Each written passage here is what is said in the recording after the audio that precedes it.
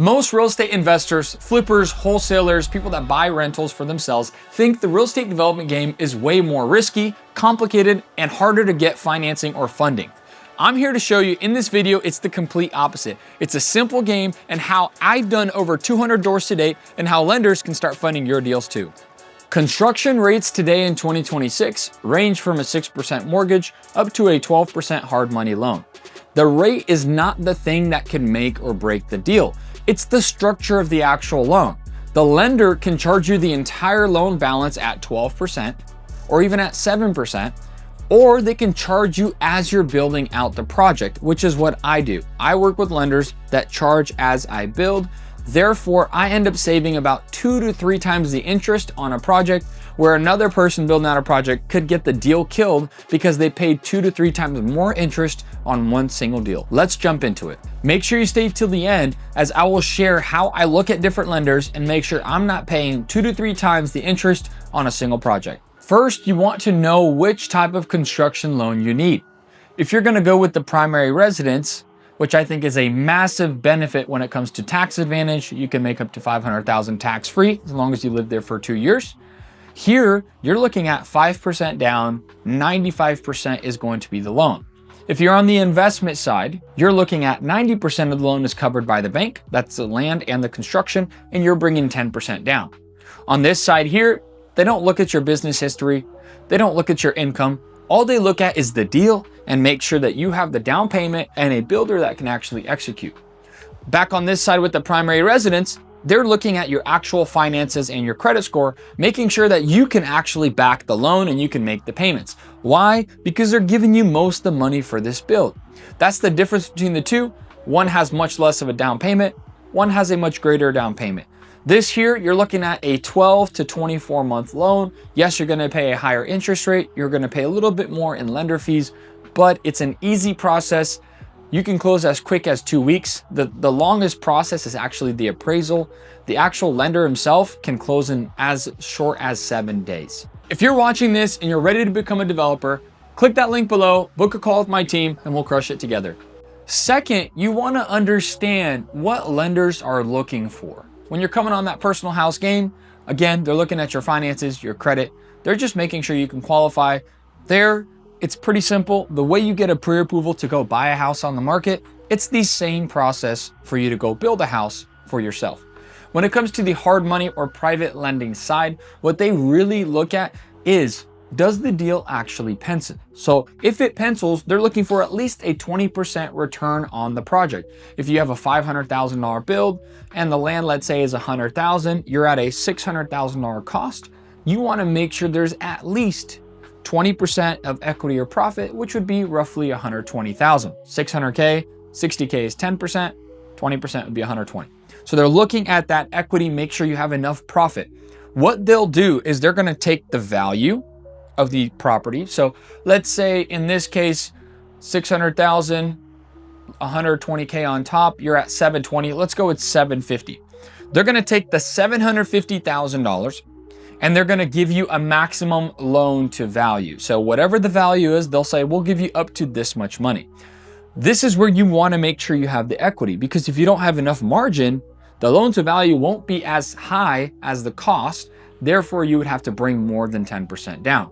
What I mean on the 750, let's say they say, hey, I'll give you up to 75% of this total money. Let me grab my calculator. So if I'm looking at 750,000 at 75% of the value, 0.75 is easy math. They will give you up to 562,000 in the form of a loan. That's the maximum loan they can give you. Now, the lender does want you to have skin in the game. So then the lender says, well, we'll give you up to 562. If the project cost you 700K, you would have to bring down the other 140. You don't want to do that. And you'll have no profit left. So they say, okay, loan to value is 562 based on what their number is. Then they look at loan to cost. Based on your actual project cost, I will give you this amount of money, 90%. So as we said, the project's gonna be 620,000 times 90%. They'll give me up to 558. So I have to bring the remaining balance. So 558,000, there's the two numbers that they look at, the loan to cost and the loan to value. Both of those cannot exceed that number. If it does, you have to bring that additional money. Okay.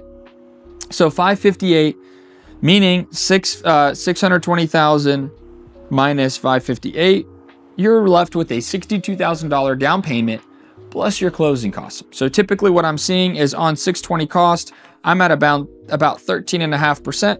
You would bring 83K down. So 62K down would be the down payment as the 10%, and then 20 grand roughly in the closing costs, loan fees, title fees, interest reserve. So now you can understand, I'll put 83K down.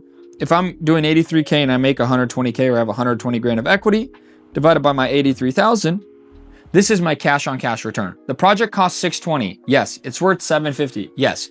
But my down payment that leaves my bank account is the 83,000. My profit is 120.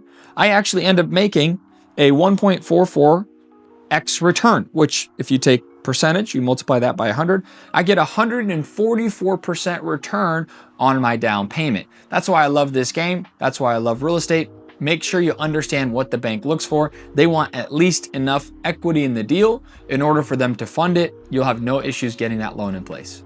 The third thing you want to do is assemble the right package. What does a lender actually look for? If you just send a property address and say, hey, I want to get a loan here, they're not going to take you serious. In fact, they're going to probably say you're inexperienced and you don't qualify just by you lacking information. When I put my package together, I have the address, I have the project description, I tell them what I'm looking to build, what size, all the details of the project. Then I attach my plan set or my preliminary plan set that I've worked with the builder on. Hey, this is roughly what I want to build. I'll use that as my first plan set to get a term sheet. And then what I'll do is I'll put together a construction budget. So I'll put together a rough breakdown of a construction budget. Say this project here cost me $150 a square foot. I'll get a previous project from the builder on what he roughly will build per category. So how much is excavation, foundation, framing, lumber? They'll give you a good idea. I build a quick budget out. It takes me about 10 minutes. And then also with that, I put together my pro forma. With that pro forma, I attach comparables of here's what I'm seeing the values are at. This is how I got to my pro forma. I give my most conservative pro forma, not a charismatic pro forma. So if this unit right here is worth, let's say $480,000, I'll have that 480, that's fine. But my construction, if it's 150, I'm gonna put 165. So I'm conservative on the cost side to make sure I'm safe when it comes to building out this project.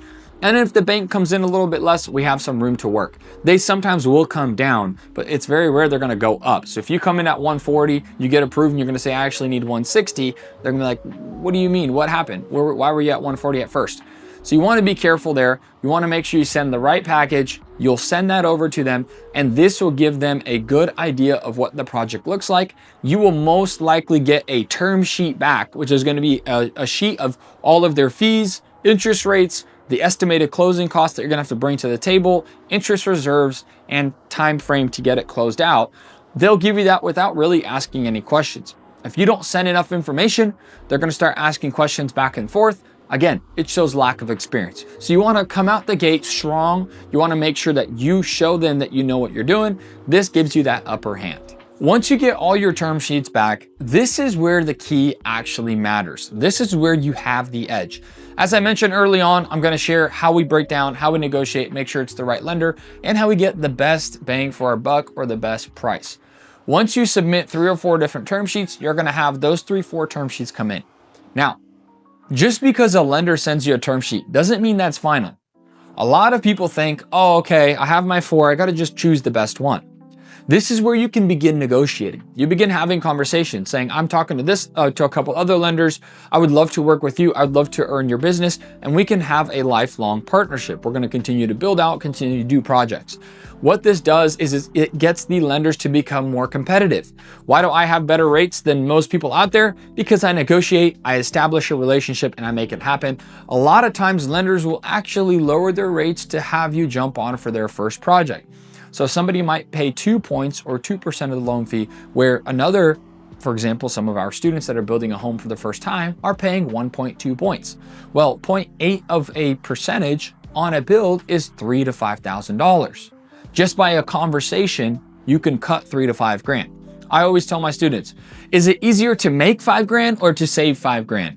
I really hope you say save 5 grand, because a 30-second phone call could save you $5,000. It takes a whole month for some people to make 5 grand, or it could take a whole week, right? So you have to understand the difference in that and have that negotiation with each. You have the negotiation of the points, you can negotiate the interest rate, and you can negotiate to get an extension built in to your loan product, meaning if you have a 12-month term, negotiate 15 months, negotiate 17, 18 months with the same fee. So in the case of, oh, I do have to pay 1.5% of the loan fee, which is 1.5 points, you can say, well, I can pay the 1.5, but I would like to do 18 months for my term.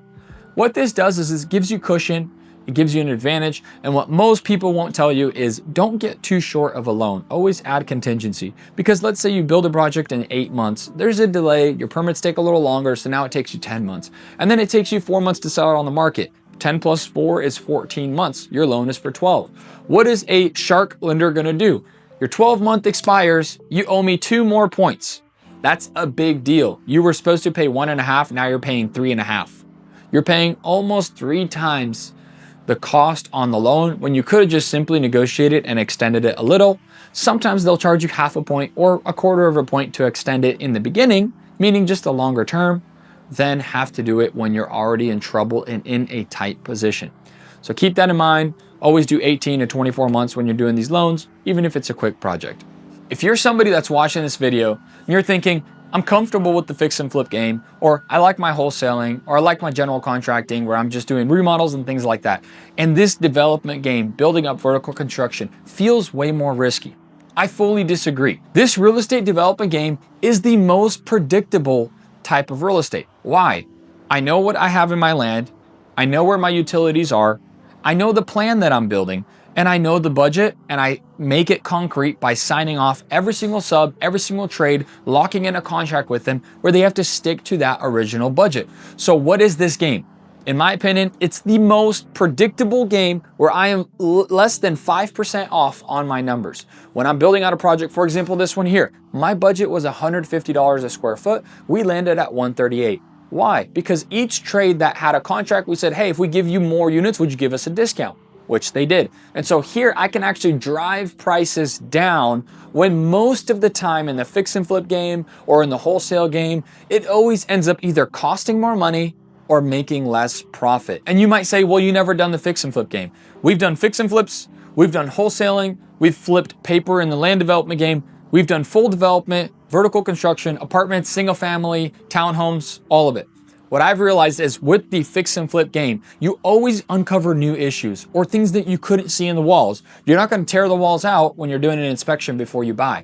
Versus this development game, it's always been a predictable game. I can always come in less than my budget as long as I negotiate with my subs, and I can scale way faster. One fix and flip is the same ability and the same time as one development. My developments average 10 units, so it's going to be 10 times the profit versus a fix and flip. Not always as much capital because I can use the equity I built up in the land to put less money down, and it's a bigger profit. Now, it might take some more capital than that fix and flip, but that's where investors and partners come on board and they're ready to jump in because this game is that much more predictable. Our mission is to build 511 homes across the entire nation. Where does 511 come from? 1 Thessalonians 5:11, to build one another up. We believe in not just building real estate, but building each other up, our families, our net worth, and our wealth for generations to come. We are currently at 226 doors with our build-up community. And then we have 113 as well in the pipeline. We're teaching our students everything from finding land to getting the funding to designing the right plan for that neighborhood to make sure they maximize on the profit or rents depending on their strategy. If you're somebody, you're ready to join the build-up community, hit that link below, book a call with my team. I can't wait to help you out one-on-one. And as always, let's build up.